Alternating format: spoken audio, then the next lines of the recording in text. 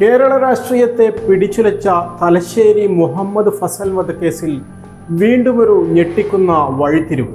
കേസിലെ ഏറ്റവും നിർണായകമായ ഒരു തൊണ്ടി മുതൽ കോടതിയിൽ നിന്ന് അപ്രത്യക്ഷമായിരിക്കുന്നു. ഫസലിന്റെ രക്തം പുരണ്ട ആ തൂവാല എവിടെ പോയി?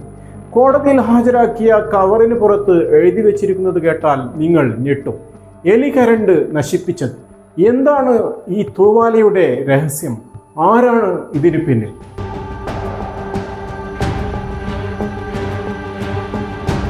എറണാകുളം CJM കോടതിയിൽ സൂക്ഷിച്ചിരുന്ന ഈ തൂവാല നഷ്ടപ്പെട്ട വിവരം CBI പ്രത്യേക കോടതിയിൽ സാക്ഷി വിസ്താരത്തിനിടെയാണ് പുറത്തുവരുന്നത്. പ്രോസിക്യൂഷൻ തൊണ്ടി മുതൽ ആവശ്യപ്പെട്ടപ്പോൾ നടുഭാഗം കീറിയ ഒരു കവർ മറ്റൊരു കവറിലാക്കിയാണ് ഹാജരാക്കിയത്. പുറത്ത് എലി കരണ്ടു നശിപ്പിച്ചു എന്ന് എഴുതി വച്ചിരുന്നെങ്കിലും കോടതിയോ CBIയോ ഇത് മുഖവിലക്കെടുത്തിട്ടില്ല. പ്രതികളെ ശിക്ഷിക്കാൻ ഈ തൂവാല വേണമെന്നില്ല. പക്ഷേ കൊലപാതകത്തിന് ശേഷം അന്വേഷണം വഴിതെറ്റിക്കാനും കണ്ണൂരിൽ ഒരു വൻ വർഗീയ കലാപമുണ്ടാക്കാനും CPM നേതാക്കൾ നടത്തിയ ഗൂഢാലോചനയുടെ ഏറ്റവും ശക്തമായ തെളിവായിരുന്നു ഈ തൂവാല. നമുക്ക് അല്പം പിന്നിലേക്ക് പോകാം. 2006 ഒക്ടോബർ 22 റമദാൻ മാസത്തിലെ അവസാന ദിവസം CPM ഗോപാൽപേട്ട ബ്രാഞ്ച് സെക്രട്ടറി ആയിരുന്ന ഫസൽ പാർട്ടി വിട്ട് NDFലേക്ക് മാറിയതായിരുന്നു CPMനെ ചൊടിപ്പിച്ചത്. ഫസലിന്റെ സ്വാധീനത്തിൽ നിരവധി യുവാക്കൾ പാർട്ടി വിട്ടതോടെ ഫസലിനെ ഇല്ലാതാക്കാൻ CPM പ്രാദേശിക നേതൃത്വം തീരുമാനിച്ചു. പത്രവിതരണത്തിനിറങ്ങിയ ഫസലിനെ പുലർച്ചെ ക്രൂരമായി കൊലപ്പെടുത്തി. പക്ഷേ കഥ അവിടെ തീരുന്നില്ല.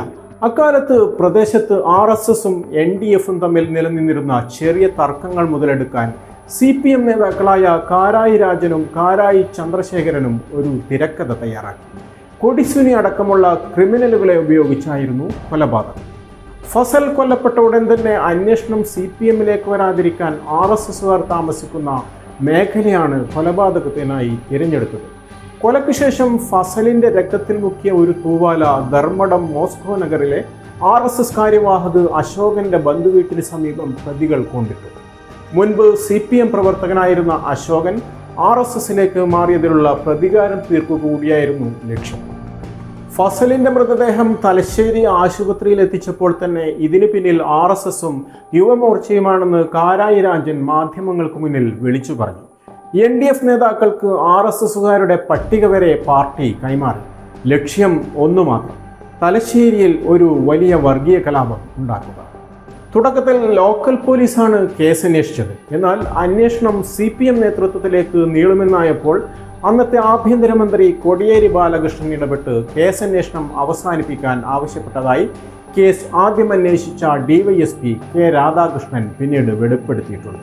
തങ്ങളുടെ ഇംഗിതത്തിന് വഴങ്ങാത്ത ഉദ്യോഗസ്ഥരെ പാർട്ടി വേട്ടയാടി. യഥാർത്ഥ കൊലയാളികളെ കണ്ടെത്തിയ അന്വേഷണ സംഘത്തലവൻ DYSP ബാലകൃഷ്ണനെ സദാചാര പ്രശ്നത്തിൽ കുടുക്കി പാർട്ടി ഗുണ്ടകളെ വിട്ട് മർദ്ദിക്കുക വരെ ചെയ്തു CPM.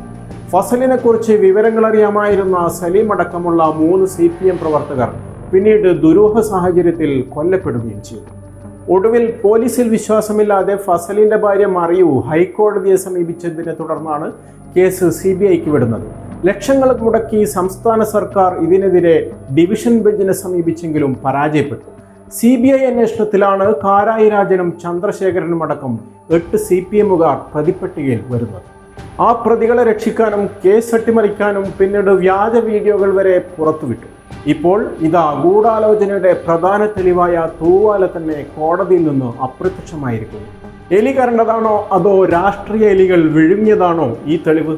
നിയമവ്യവസ്ഥയെ പോലും വെല്ലുവിളിക്കുന്ന ഈ അട്ടിമറിയെക്കുറിച്ച് നിങ്ങളുടെ അഭിപ്രായങ്ങൾ താഴെ കമന്റ് ചെയ്യുക.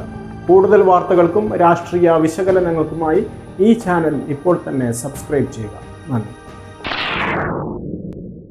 കൂടുതൽ വാർത്തകൾക്കും വിശേഷങ്ങൾക്കും ന്യൂസ് ലൈവ് TV സബ്സ്ക്രൈബ് ചെയ്യുക.